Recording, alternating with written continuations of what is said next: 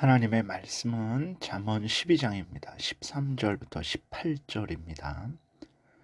악인은 입술에 허물로 말미암아 그물에 걸려도 의인은 환난에서 벗어나느니라.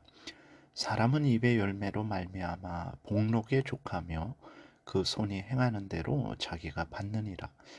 미련한 자는 자기 행위를 바른 줄로 여기나 지혜로운 자는 권고를 듣느니라.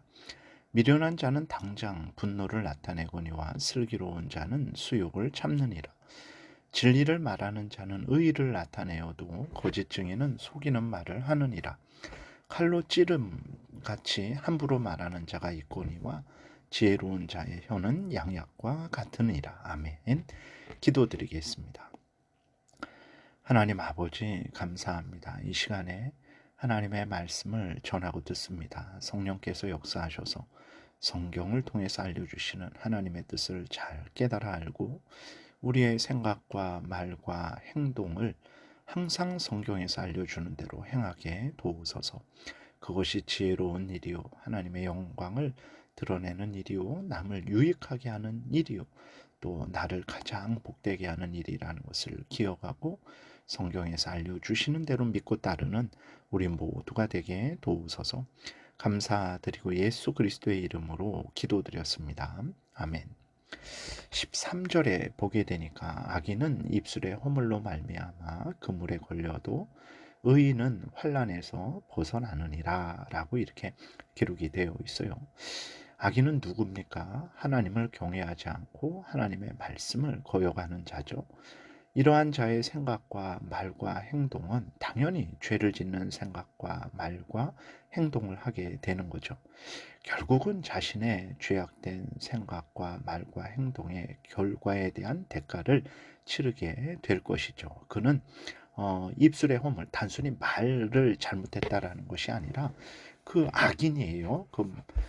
그 전체적인 전인격이 죄로 오염되고 부패된 거죠. 그 죄된 그러한 모든 것이 입술로 나오는 것입니다. 그 죄에 대한 결과로 말미암아 그물에 걸리게 될 것이죠. 그러나 의인은 환난에서 벗어난다 그랬어요. 의인은 누굽니까? 하나님을 경외하고 하나님의 말씀을 따라 살아가는 자죠. 예수 그리스도를 믿고 죄를 회개해서 죄를 용서받고 하나님의 자녀 되어서 하나님을 경외하고 하나님의 말씀을 따라 살아가는 자가 의인입니다. 이러한 자는 환난에서 벗어나죠. 왜 그렇습니까? 그 죄된 생각, 죄된 말, 죄된 행동을 미워하죠. 회개합니다. 혹시라도 잘못됐으면 즉시 하나님 앞에 회개를 하게 되는 거죠. 그래서 죄된 생각, 죄된 말, 죄된 행동으로부터 벗어나게 되는 거예요. 그에 대한 대가를 치르지 않게 되는 것입니다. 그리고 또 이렇게 하나님을 경외하고 하나님의 명령을 따라 살아가는 자를 하나님께서 도와주시죠. 그렇기 때문에 환난에서 벗어나게 되는 것입니다. 우리가 하나님을 경외하고 하나님의 뜻대로 살아가는 것이 이렇게 중요한 것이고 또 우리에게 복된 것임을 늘 명심하고 하나님을 믿고 섬기는 일에 온 힘을 다해야 되겠습니다. 14절에 보게 되면 사람은 입의 열매로 말미암아 복록에 족하며 그 손이 행하는 대로 자기가 받느니라. 그러죠. 앞에서 말씀드린 대로 하나님을 경외하고 하나님의 말씀을 따르는 삶을 사는 것, 하나님의 말씀을 따라 생각하고 말하고 행동하는 것, 그는 하나님으로부터 복을 받게 되는 거죠. 그리고 그 인생이 기쁨으로 감사함으로 가득 차게 됩니다. 진실로 사람은 그 손이 행하는 대로 자기가 받습니다. 하나님을 경외하고 하나님을 사랑하며 하나님의 말씀을 따르는 자는 하나님으로부터 은혜를 받을 것이고 하나님을 불신하고 하나님을 대적하고 하나님의 말씀을 거역하고 자기 탐욕을 따라 사탄의 괴계를 따라 살아가는 자는 당연히 그에 대한 벌을 받게 될 것입니다. 하나님을 경외하는 것, 이것이 가장 복된 것임을 우리는 분명히 믿고 하나님을 섬길 때 기쁨으로 감사함으로 열심으로 부지런히 섬겨야 되겠습니다. 15절에 미련한 자는 자기 행위를 바른 줄로 여기나 지혜로운 자는 권고를 듣느니라 그랬어요. 인간은 어떤 존재입니까? 죄로 오염되고 부패되었죠. 그래서 하나님도 없다 하고 하나님의 뜻도 모르죠. 하나님의 뜻대로 살 생각도 하지도 않습니다.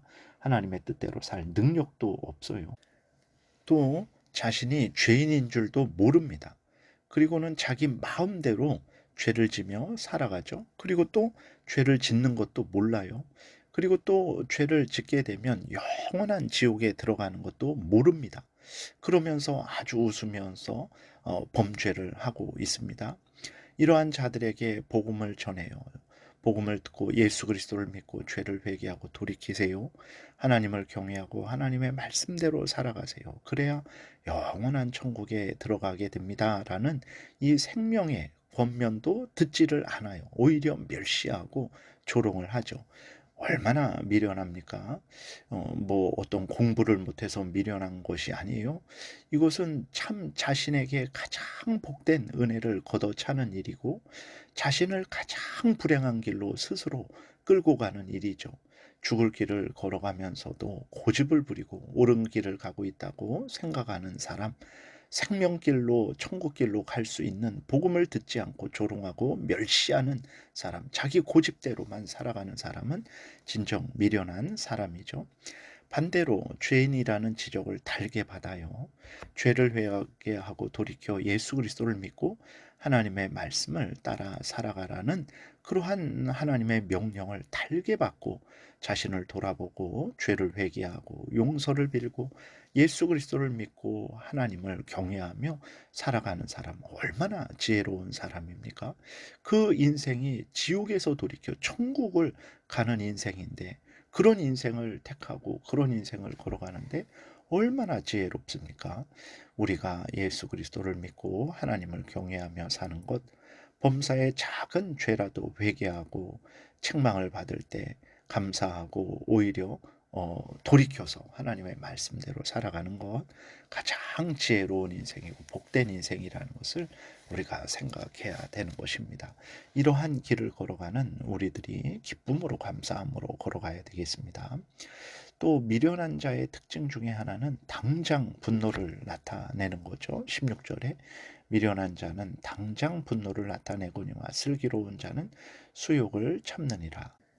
당장 분노를 나타낸다라는 것은 그 사람이 자신의 죄성을 따라 행한다라는 것입니다. 그러니까 이제 어떤 말을 들었을 때 어떤 사건을 당했을 때 냉철하게 그 말과 그 사건을 살펴봄이 없는 거예요. 그리고 인내함이 없는 거죠. 옳고 그름을 이제 분별하기 위해서 이것도 조사하고 또 저것도 조사하고 이제 또 인내하면서 그것을 조사해야 되는데 인내함이 없는 거예요. 그리고 설사 그 사람이 나를 이제 비방하고 또 나에게 해를 끼치는 일을 했을 때라도 그 사람을 용서하고 원수를 사랑함이 없는 거죠. 그러니까 어떤 일을 할 때에 어, 음, 그 사람이 나에게 잘못한 일을 잘못한 말을 했을 때라도 그것을 잘 분별해서 잘못된 것을 가르쳐 줄 때에 그를 불쌍히 여기면서 그가 돌이켜 회개하기를 바라는 그러한 마음으로 그에게 책망을 하고 그의 잘못을 말을 해야 되는데 그런 게 없는 거예요.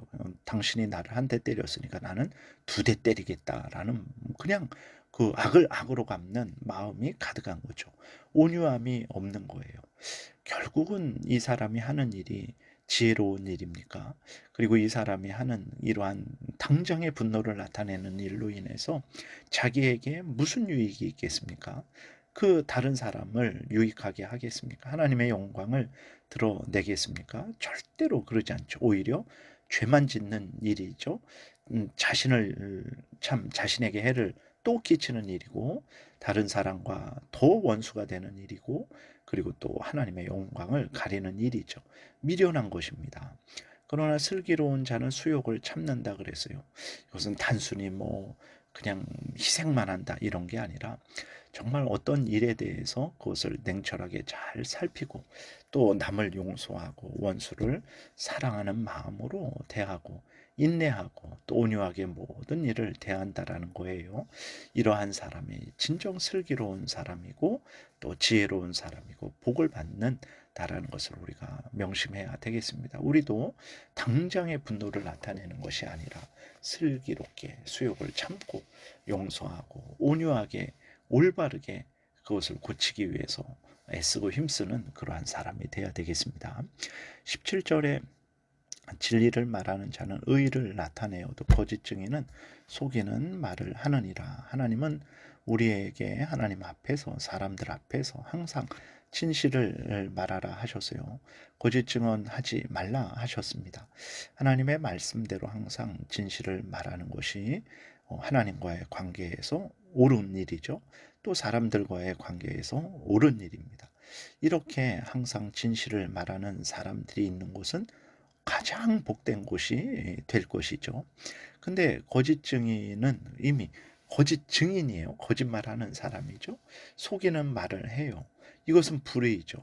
하나님을 속이는 일, 속이고 사람들을 속여요.